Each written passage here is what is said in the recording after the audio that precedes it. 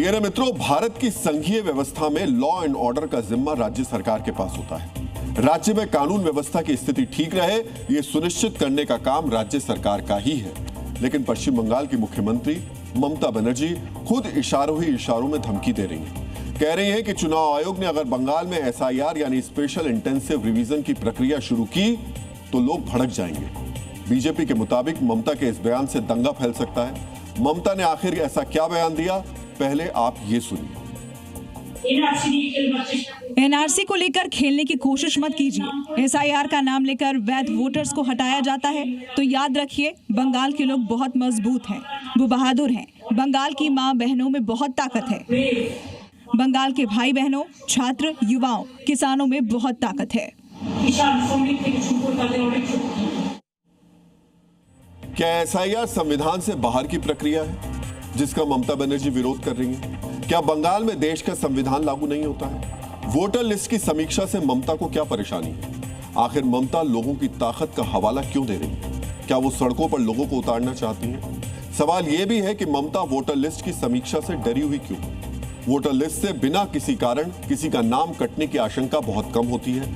अगर किसी वैध मतदाता का नाम कट जाए तो वो अदालत तक पहुंच सकता है। ऐसे में ममता बनर्जी को किसका नाम कटने का डर सता रहा है? क्या उन्हें बांग्लादेशी घुसपैठियों का नाम कटने का डर है? क्योंकि बीजेपी का आरोप है कि राज्य में 1 करोड़ घुसपैठियों का नाम वोटर लिस्ट में है। डीएनए मित्रों, जिस राज्य की मुख्यमंत्री अशांति की धमकी दे, उस राज्य में कानून व्यवस्था का भगवान ही मालिक है। बीजेपी का यह आरोप है कि वो दंगे की धमकी दे रही। ममता बनर्जी ने कहा कि अगर एसआईआर होगा तो बंगाल के अंदर दंगे होंगे, और केवल दंगे ही नहीं, बहुत सारे उसके ऐसे परिणाम होंगे जो भयावह होंगे। ममता जी, बंगाल के अंदर शासन आपका है, सरकार आपकी है, पुलिस आपकी है, सारी व्यवस्थाएं आपकी है। फिर भी जब आप कह रहे हैं कि बंगाल के अंदर दंगे होंगे, तो दंगा तो कोई दूसरा नहीं करवाएगा। डीएनए मित्रों, बंगाल की राजनीति का रक्त रंजित चरित्र रहा है। ममता ने खुद कई बार हिंसा का सामना किया है, उन पर कई बार हमले हुए हैं, कई बार ममता बनर्जी के खिलाफ साजिश करने के आरोप भी लगे हैं। 1990 में ममता बनर्जी पर लाठी डंडों से हमला किया गया था। उनके सिर में गंभीर चोटें लगी थी। कई दिनों तक वो अस्पताल में भर्ती रही थी। 1993 में भी वोटर आईडी कार्ड की मांग को लेकर प्रदर्शन के दौरान पुलिस ने उन पर लाठीचार्ज किया था, जिसके बाद वो कई हफ्तों तक अस्पताल में भर्ती रही। यहां तक कि 2021 में भी नंदीग्राम में नामांकन दाखिल करने के बाद उनके पैर में चोट लगी थी तो साजिश के आरोप लगाए गए थे। तब उन्होंने व्हील चेयर पर बैठकर ही चुनाव प्रचार किया था और जीत भी हासिल की थी। अगर ये कहें कि हिंसा सहकर, पीड़ित बनकर ममता बनर्जी ने राजनीति की सीढ़ियां चढ़ी हैं तो गलत नहीं होगा। लेकिन अब वही ममता बनर्जी इशारों में हिंसा भड़काने की बात क्यों कर रही है? शायद ममता की इसी तरीके की शह का नतीजा है कि 4 दिन पहले जलपाईगुड़ी में बीजेपी के सांसद खगेन मुर्मू और विधायक शंकर घोष पर जानलेवा हमला किया गया। प्राकृतिक आपदा का बहाना बनाकर उन्हें बुरी तरीके से पीटा गया, लेकिन अपनी चोट को बार बार मुद्दा बनाने वाली ममता ने सांसद खगेन मुर्मू की चोट को साधारण बताकर आरोपों से अपना पीछा छुड़ा लिया। डीएनए मित्रों, अब वोटर लिस्ट के वेरिफिकेशन का जिक्र भी जरूरी है।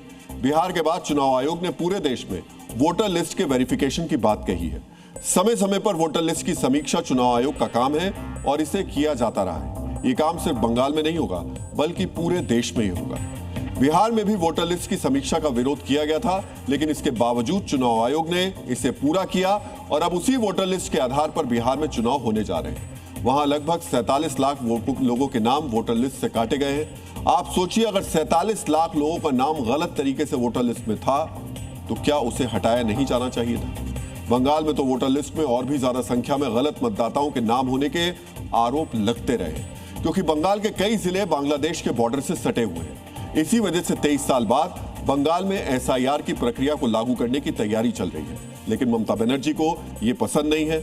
ममता बनर्जी एसआईआर को पिछले दरवाजे से एनआरसी लागू करने का आरोप लगाकर लोगों को न सिर्फ डरा रही हैं, बल्कि उन्हें हिंसा के लिए भी उकसा रही हैं। अभी तक केंद्र सरकार के बनाए कानून को लेकर लोगों में डर फैलाकर दंगे कराए जाते थे। जैसे 2019 में नागरिकता संशोधन अधिनियम को लेकर मुसलमानों में यह डर फैलाया गया कि उनकी नागरिकता छीन ली जाएगी। इस नाम पर देश के कई राज्यों में हिंसा हुई, जबकि नागरिकता छीनने की बात केवल झूठ थी। अभी हाल ही के महीनों में वक्फ कानून को लेकर इसी तरीके का डर फैलाया गया कि मुसलमानों की मस्जिदें छीन ली जाएंगी। इस डर के नाम पर पश्चिम बंगाल के मुर्शिदाबाद में दंगे हुए, जहां हिंदुओं के घरों और दुकानों को जलाया गया, 2 लोगों की हत्या भी की गई। और अब ममता बनर्जी खुद SIR के नाम पर भड़काने वाली बात कर रही है। ऐसे में डर होना स्वाभाविक है कि राज्य में कहीं एक और दंगा तो नहीं होगा, और ये आरोप अब बीजेपी की तरफ से लगाए जा रहे हैं।